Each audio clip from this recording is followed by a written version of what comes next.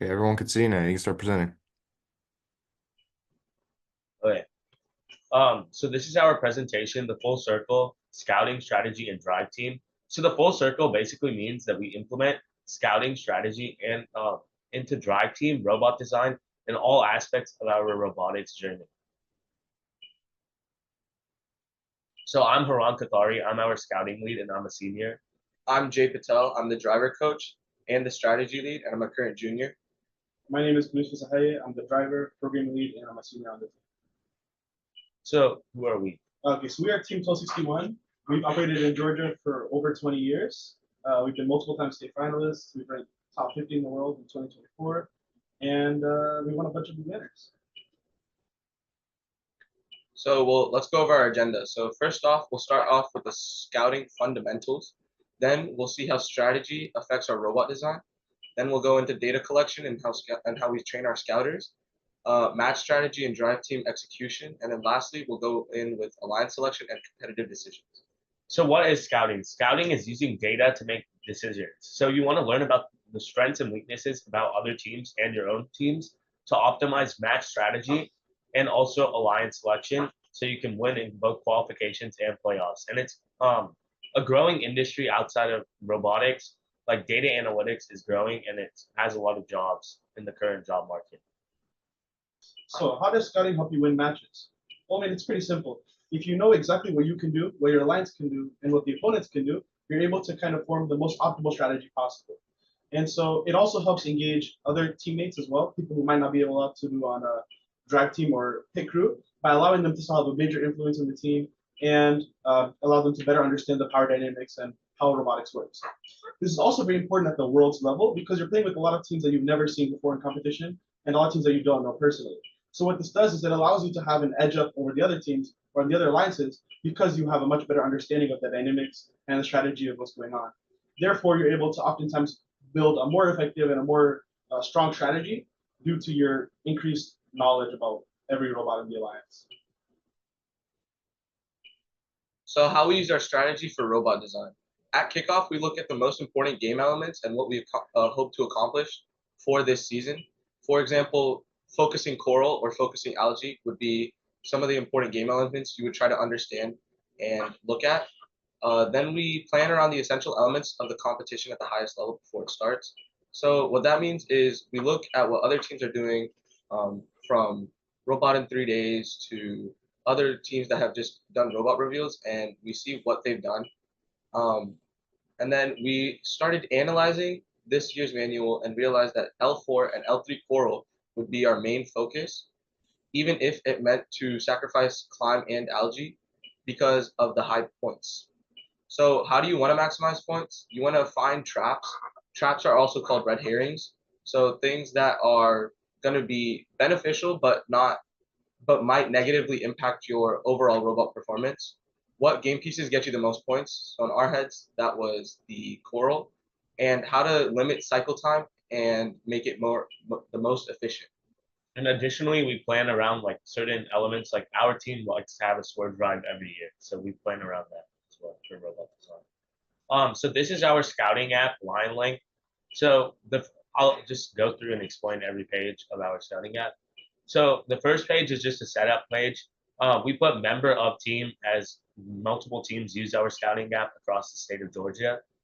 And then we have our Auton page, which has all the basic scoring functions, mobility, and then we have our own auto map, which you can draw on to like see the auto path, which is important because if we need to coordinate auto paths with other teams and they may not know their own auto path.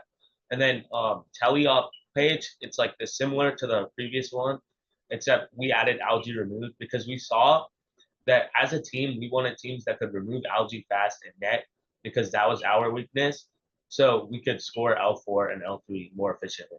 And then also there's a defense calculation because we want to know if a team is playing defense. And then our fouls page, we also iterated on this, is we saw that a team may have like 50 penalty points or 40 penalty points, but if they're all coachable fouls, then that might be worth considering. So we wanted to see what the breakdown of the fouls were if they did foul, so we would have more information. And then finally, we have our end game. which is mostly just deep, shallow, part, none, and the disconnected page, but also the notes. We're going to elaborate more on that later. Provide both positives and negatives and things that you can't necessarily see in the quantitative data of. And a big point of this is we cater the scouting app and we cater what we need towards what our alliance needs and what our needs are as a robot. So, for example, on the algae removal, because we knew that that was a big slow point in our robot and a big slow point in our strategy, we wanted to emphasize that. We knew we wanted defense bots. That was a big thing in PCH. So we included that. So in general, we try to include things that will cater well towards our strategy going into playoffs. Also, like I said, we're constantly iterating on our app throughout the year. Like initially, we didn't have the fouls page or the algae remove, like Kadu said, but we realized those were strategical things that we wanted to look at. So how do you train your scouters on what to look for in a match? For us, we start making them watch matches like a month out, and we define each variable specifically. Like for us, defense is pinning, blocking, or bumper to bumper contact with the intent of disruption. What does that mean? So basically, that means that it's a team. It's not just a driver driving past the robot and hitting it, but actually intentionally defending. That's what we classify as defense for our scouters. And then disconnection for us is 5+ seconds of no robot movement or the RSL stops blinking. And then we also look at penalties and notes, positives and negatives, to see data that could not be found. Like for example, if our scouter sees that there's something unique in this match, they might want us to watch that match again. So they'll put that in the notes. So finally, to analyze data, we use RLD Viewer, which is on phone and computer. And then we use an AI dashboard to filter out certain outliers. And then we analyze this data through percents, averages, and other calculations, which we can see in tables and graphs, which are sortable through several fields like team number, match number, scouting team number, to see, like, for example, in this match, what did they score? Or in the last 3 matches, have they improved in comparison to the last 2? And then we can also export to outside calculations using CSVs. I know a lot of teams like to use Power BI for visualizations. So if you do use our scouting app, you'll be getting a CSV, which you can use to use your Power BI calculator. So how do we incentivize our scouters? A lot of scouting it's a lot of work. You know, it takes a lot of time and it gets tiring after a couple of minutes. So we emphasize the importance of scouting and how it relates to us winning at competitions like PCH and even at Worlds. We also give them lots of breaks, and we usually have a 5-match scouting period to 10-minute break or 10-match break. We give cushions and chairs so they are more comfortable while they scout, and having the scouters observe alliance selection meetings so they understand how their data is being used, and so they think that their data is positively impacting the team and its decisions. So on that, the emphasizing the importance of scouting, I like to show a video of 2 years ago at Worlds where a defense bot helped win the championship, to show them that without this defense bot and this great pick through the data, they wouldn't necessarily be able to win. And then also for the observing alliance selection meeting, we like everyone to come to our alliance selection meetings initially the night before, so they can like deeper understand their data. I like to explain, oh, this is why this robot is higher on our pick list than this other robot.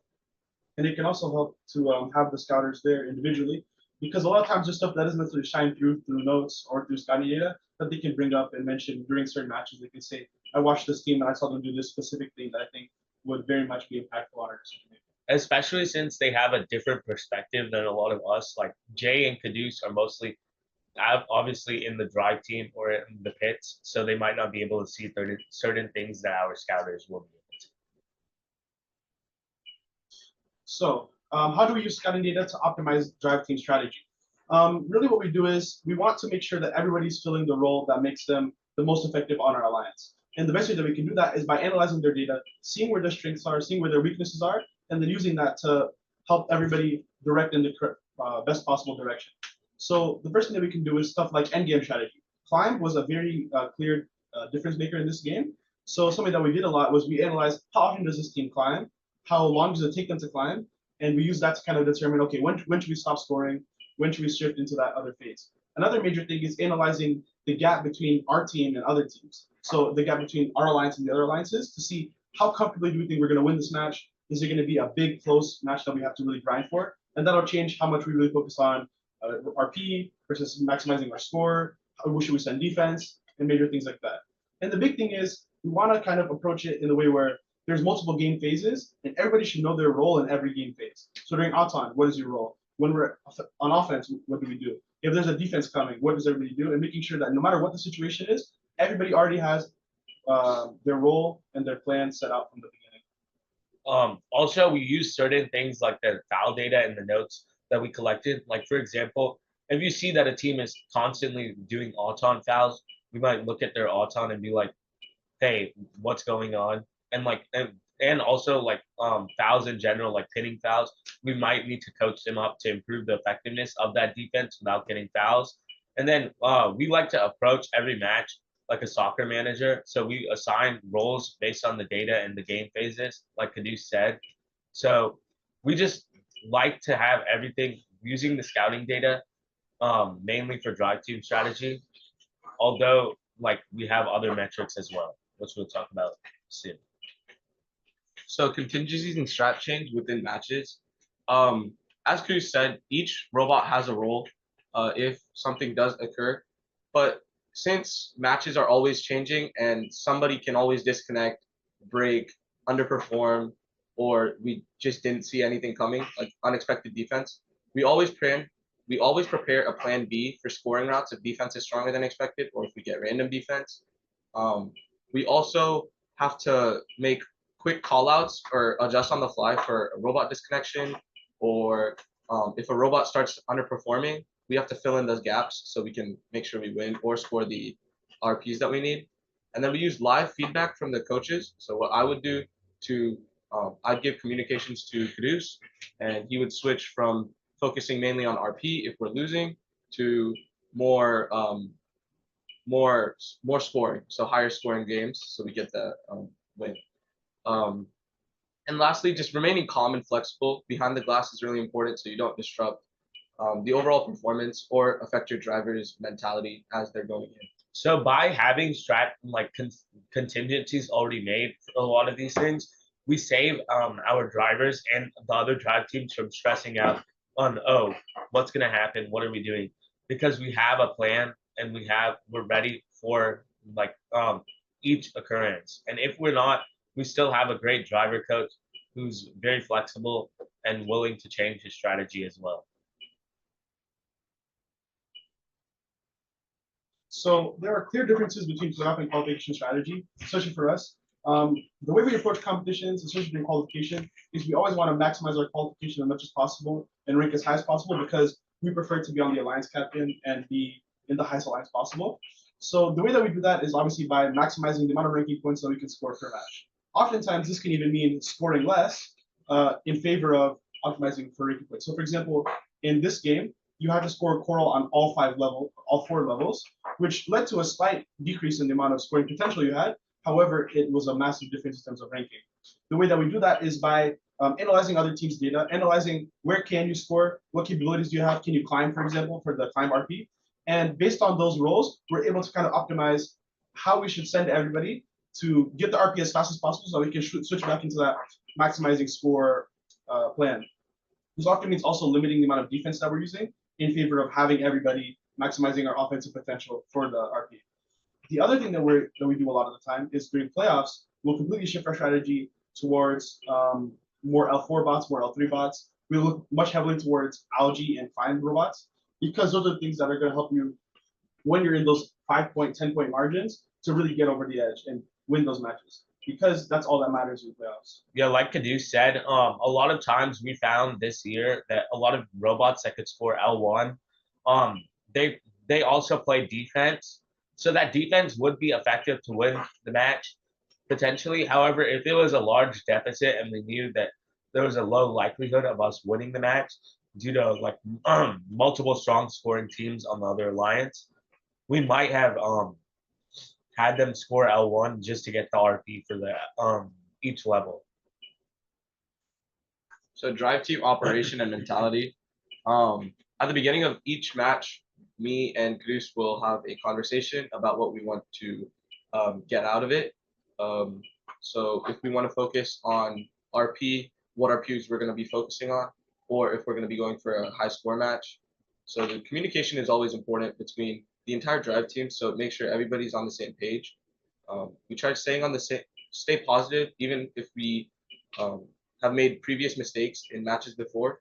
We make sure that the pressure doesn't really get to us, or if somebody does try panicking, try calming them down and make sure we learn from our mistakes, not just make mistakes and continue making them. Yeah, and the big thing is obviously focusing on teamwork and not individual robot performance. In every match, we're an alliance of 3. So if one robot fails, it's not them, it's the whole alliance failed. And if one robot succeeds, the whole alliance succeeds. And that's the mindset that you really need to have because there's no point in bickering during a match. The other big thing is making sure that the strategy is crystal clear between all 3 robots. So it's not just enough to know, okay, what are we doing? You have to make sure that everyone knows what they're doing and you know what they're doing so that they don't surprise you, so that you don't get in each other's way, because that is a very important thing that can happen during matches. The other big thing is, of course, just basic respect, respecting referees and competitors at all times, and making sure that every match we're learning, we're carrying it on, and we're taking everything as a opportunity to get better.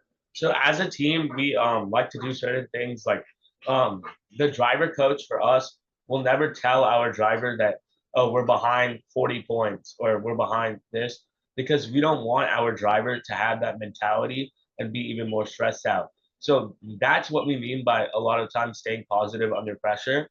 And then we also, like he said, we wanted to focus on teamwork and not just overall robot performance. You'll never see our team talking like about other teams that, oh, they're the reason we lost, because we take it as an alliance. We lose as a blue alliance or we win as a red alliance. That's our mentality as a team. Especially we want to be gracious, professional, and cooperate with everyone. So match walkthrough. At the beginning of the match, we will go to our alliance's pits to communicate our strategy and what we want to accomplish in this match. Come to a collective agreement on what we plan on. After that, I will go back to our pit, communicate with Kenny, our manipulator, our human player, and technician to see if they have any input. If they bring up a valid point, something like this is a match where we have a high likely chance of losing, so there's not really a point in going for a high match score, but rather maximizing RP. We go with that. I'll go back toward the alliance and communicate these feelings. If they agree, then we continue. We'll switch our plan, and if they disagree, then we'll just go with our original plan. Then me, Cruz, and manipulator and rest of drive team will get into the queue. That's where we'll go over our last second questions. If Cruz has any last second ideas or anything that we need to communicate, last second clarifications, all of that. During the match, we stick to the plan, adapt quickly if conditions change. This is a fast moving game, so anything is possible, anything can change. And then after we have a scouter usually take a video of our match, and specifically us, so we can review what worked and what didn't. And then after that, we analyze our data to see if a certain thing caused our data to drop or our data to increase. After that, we encourage all our input from the drive team members and scouters, so our drive team can just get overall better and more effective. So then we have the philosophy of you can make mistakes, but don't keep making the mistakes. So use the lessons to improve consistency for later matches and make sure we. And something big that we do is we actually have our scouters give us live updates on our score and our piece counts for every match, as well as the other top robots from the division or from the competition.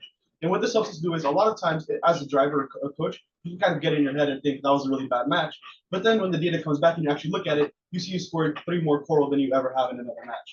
So it's good to keep things in perspective, keep things very objective with your data. But it's also good to get data from what were your opponents doing and what are the other top teams from around the state doing, so that you're able to kind of keep things in perspective, see where we're standing, and then how much we need to improve to get to that top level, because that's what our goal is. So I'll explain how like the full circle concept is seen in the pre-match.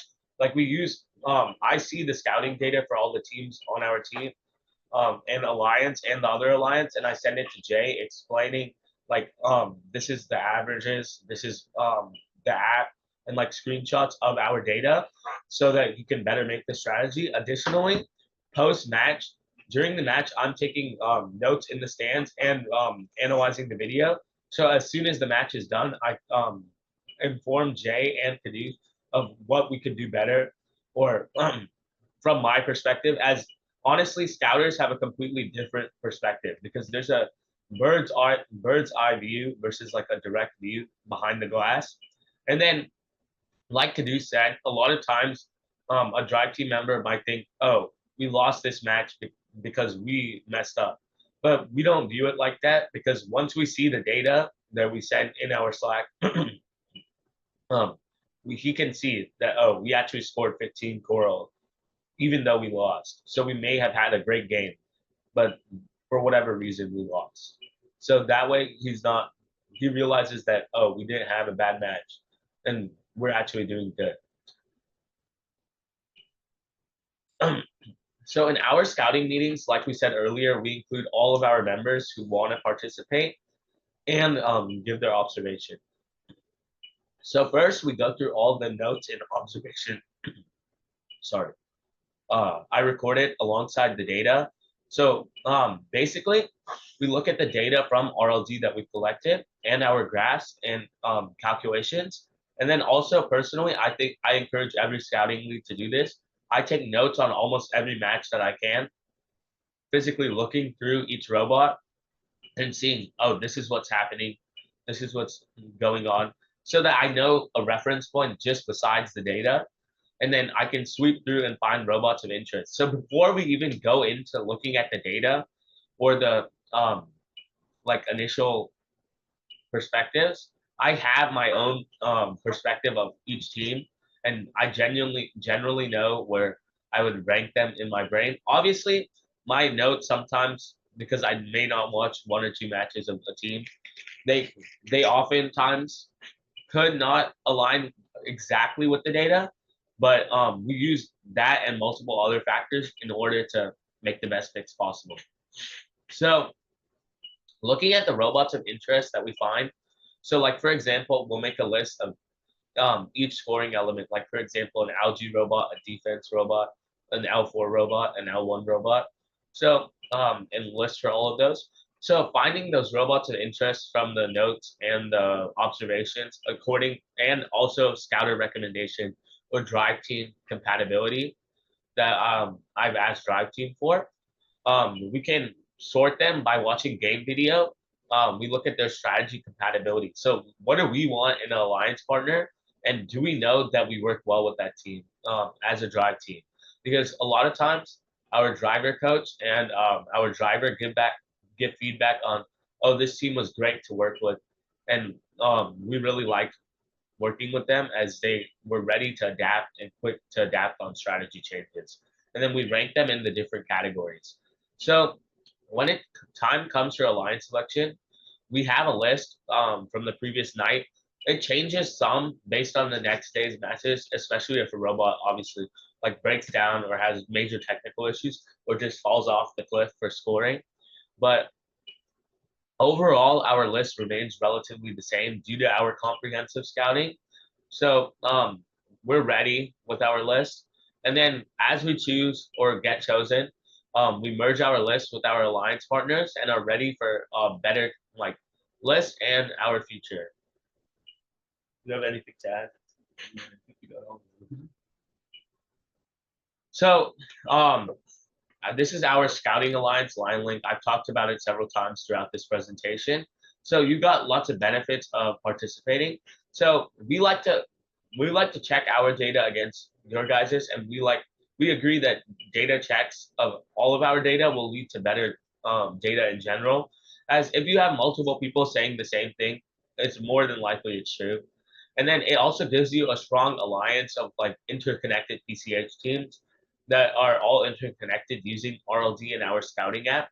As these teams spread and realize that we have the same data, this is what's up, and like similar stuff like that. And then when you sign up, you'll get the ability to add your own scouters to the app. You'll get access to the graphs, tables, calculations that I make personally. And then you can download the data as a CSV, or you can use the data on the actual RLD and look at the graphs that way in our tables, which you can use on the phone. I find it really handy, and I know Jay does, to use it on the phone. Because that way we can just take a quick screenshot and I can send it to him before the match starts, so he knows what's up and how he can make that pre-match strategy like we talked about earlier. And then a copy of data with all of our tools. So like I said earlier, you'll get that data through a CSV and also be able to use our own app. And you'll also get the input app, which you can input data yourself, obviously, through our app. As long as you just have to fill out the member of team before you submit the form. And then how to sign up, your scouting lead will need to fill out a form that's on the next slide. And or you can DM me on Instagram and let me know that you guys are interested in this with your team number, your name, and your role on the team. And then we're willing to provide support, obviously, throughout this process.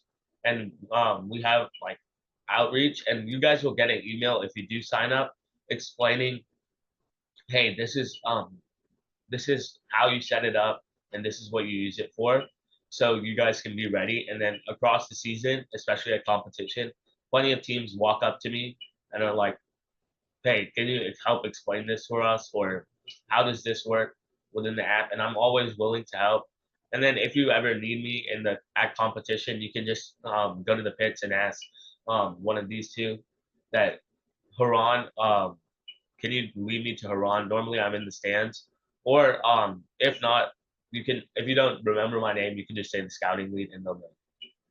Also, the benefits of participating with LionLink is it allows for stronger PCH alliances, but we also just get to know people better since you are using the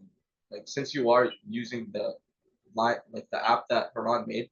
You genuinely just get to have a more like interconnectedness with the PCH and with us in specific, since you can always ask Haran for questions or. Yeah. And the end goal of this is to just bring PCH up, because if everybody has access to better data, it allows people to create stronger alliances, stronger, strategies, and a more effective and more competitive PCH, so that once we get to the world's level, we can compete at that high level against the major districts. And the idea is, if everybody has good data, especially smaller teams that might not have enough people to consistently scout every match or have the same people scouting every match, having that generalization and spreading of data makes everything a lot better. We don't, as a team, we don't believe a team that builds a really good robot, has really good programming, should be held back because they don't have access to data because of their small number of members.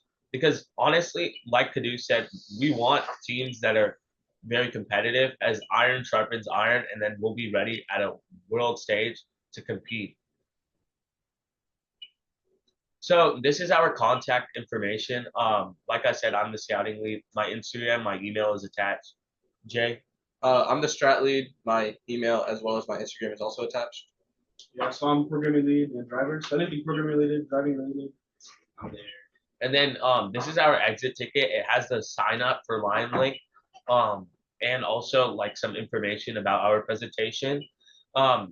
We were just wanted to ask, does anyone have any questions? If so, then you can unmute and ask. Or you can put it in the Q&A as well. Someone did raise their hand, but now they put it down. John, do you want to still ask your question?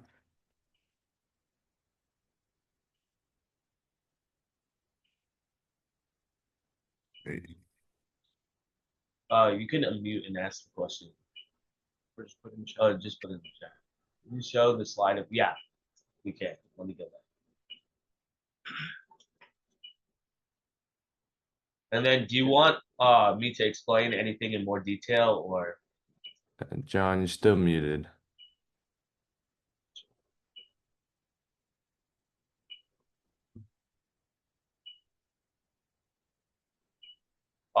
This is what it looks like on the phone, and it's similar on the thing.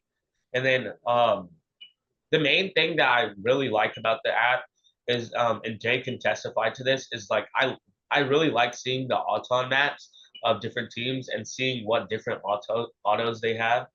And then also, I really like the fact that we have a really detailed fouls page, as it allows us to really improve defensive robots and like see where this is where a team is fouling and see if it's coachable or not.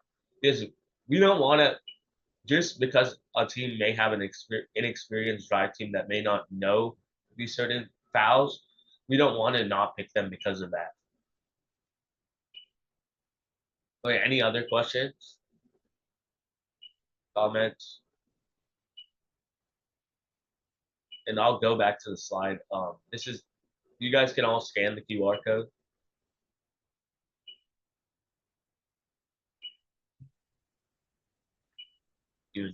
How do you train your scouters to be able to recognize this specific challenge? It was a challenge for us last year.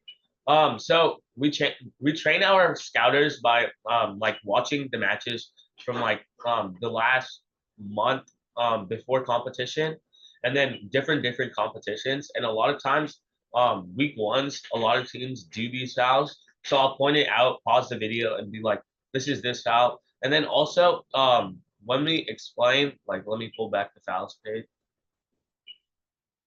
On my presentation, I have a presentation that I make for my scouters. I'll explain what each foul is, like pinning fouls over 3 seconds of pinning, and then like for example, the hitting the cage during the telly-up. And then also our team implements a game manual test every year. So our team members who are going to competition are mostly required to learn these fouls. And also, a lot of times these fouls are not teams aren't doing these fouls that many times. So, and some of these are kind of self-explanatory, like obviously entering another robot's train perimeter would be considered a foul. And then we just show photos of like the refs waving their flags as well, so they know what that looks like from a field perspective. And then in the notes, we want them to elaborate on, like, for example, if a team had like 5 pinning fouls, I would like that to see that in the notes, or they were pinning for like 15 seconds, or things like that, or they repeatedly caused field damage, because that's something that we might want to know to avoid a card.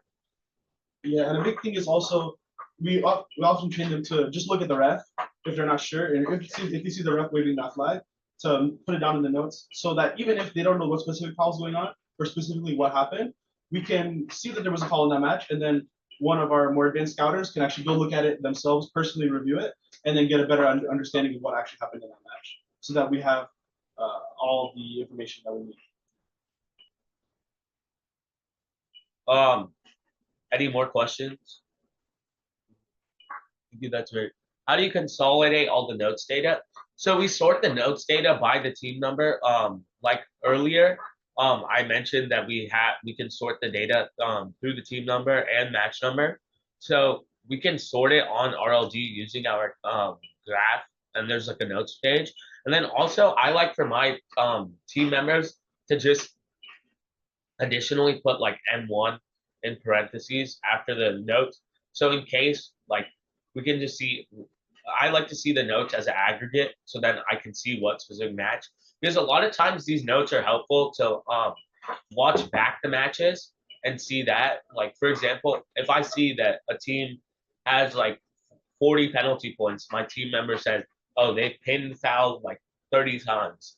I want to see what happened. So if they put M1 or they just put that in the notes and I look at the match number, I can see what match that was, and then I can rewatch that match and see what happened. If it's just a inexperienced drive team or if it's something else. Yeah, I mean, a big part of the note system, of course, it is to communicate information, but it's also to kind of flag certain matches and give us things to look out for, so that when we go back and watch them, we know what we're looking for. Because a big part of our scouting meetings and our alliance selection meetings are literally just spent pulling up certain matches of interest, certain robots of interest that we know might be in our picking range, and then watching those matches, analyzing things deeply. Because as good as notes can be, there's nothing compared to seeing the match with your own eyes and watching it over and over again to kind of understand what's going on. So there's no exact like breakdown of how we use the different forms of data, but we use pit scouting, we use drive team, like we have a drive team form for like are we compatible with this drive team? Did they respond to scouting changes, like strategy changes, stuff like that? And then also we have our like main scouting app, obviously, for each match, and then scouters notes and my notes personally. And then we look at match video using all of these things to gain feedback and see like what's what. But a lot of the times we just use notes from like actual scouters for things that like flagging things like the said, so that we can rewatch the game video. What kind of data are you collecting with pit scouting and how is that collected? So pit scouting data is mainly going to be stuff like the weight of the robot, their drivetrain, perimeter. So if they're like a small bot, if they're at full perimeter capacity, what they accomplish in the game. So if they're an algae bot primarily, if they're a coral bot primarily, we ask them if they can score on all 4 levels. We ask their auton paths just to see if they can draw it up for us. It's similar to the auton path in the app. It's just drag and drop. What else? We also collect pictures of the robots, which is a very valuable resource because being able to just see the robot helps to understand what they look like and be able to recognize them later on, but also it helps you kind of look at the overall build quality, size, and also shape of the robot, which can help with a lot of compatibility issues. And the big thing is, pit scouting is self-reported, but it's a very easy baseline to understand what is this robot capable of, what can they do, and how would they fit into our alliance structure. And then we then cross-reference that with their actual game data and their scouting data, so that we can see this is what they said they can do, this is what they can actually do, and helps us get a better overall picture of what this game is like in a competition. Additionally, we like to look at like the driver experience and how many years that their driver has been on the team, and gain contact information for all these teams in case we need to contact them about alliance selection. And our team does pit scouting kind of differently than some teams that I've seen. I know some teams have specific scan scouters and pit scouters separately. We like to pit scout the day before or the mornings or in between during that match break, when our like scouters are exploring while they have a break, because that gives them a chance to communicate with these teams. And we don't just like to see that, oh, they collected these data. We want them to forge meaningful relationships with these teams, as it'll help them both in like life and also in robotics in general. And the way we collect this data is through Google Forms as well. So we have a pit scouting Google form where each group of 2 pit scouters will create a new form, create a new submission, and then put all the data down. We have sliders and counters for different things. And then we also have a data file where you, not a file placer where you can put the picture of the robot so that everything's accessible through a Google Sheet. And we like to do one veteran and one rookie pit scouting together, so that the rookie can gain experience on how the veteran poises himself or herself, and see like how to pit scout properly and learn that. And then we like to have them test it to see if they can they picked it up. So that way we can focus on the sustainability of our team as well. Another question we usually like to ask is the driver experience and how long their drive team has been working together. Just so you can see the if the driver is a new driver, if we expect that, or if we're going to be expecting a more veteran driver that we can look at and see if we can coach them into helping us. And that's having a veteran driver has 2 big main aspects, which is fouls mostly stay the same year over year, like the pinning fouls, the end game fouls, frame perimeter, all that stuff, field damage is the same year over year. So if a driver has been driving for 1 or 2 years, they have a good understanding of those rules and a good head to kind of avoid those. And also, it helps with stuff like driving under pressure, understanding defense, understanding those things, where a new driver can often be nervous, can be unfamiliar with how things work. So if you've driven for a long time, you've experienced a lot of drive teams, worked with a lot of alliances, so it kind of builds a stronger trust in that. We know that when we have to execute certain actions or execute certain decisions under high pressure, we can trust that they'll be ready to adapt quickly and work with us. And the last like major thing, I like to collect the weight of the robot, like we said. That's especially important for us when we're looking at defense spots, because we want to see a defense spot that's not just going to get pushed around when we put it on defense. So that's important for us as well. Any more questions?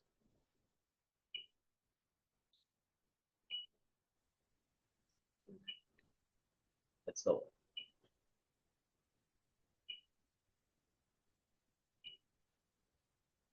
Very helpful. Thank you.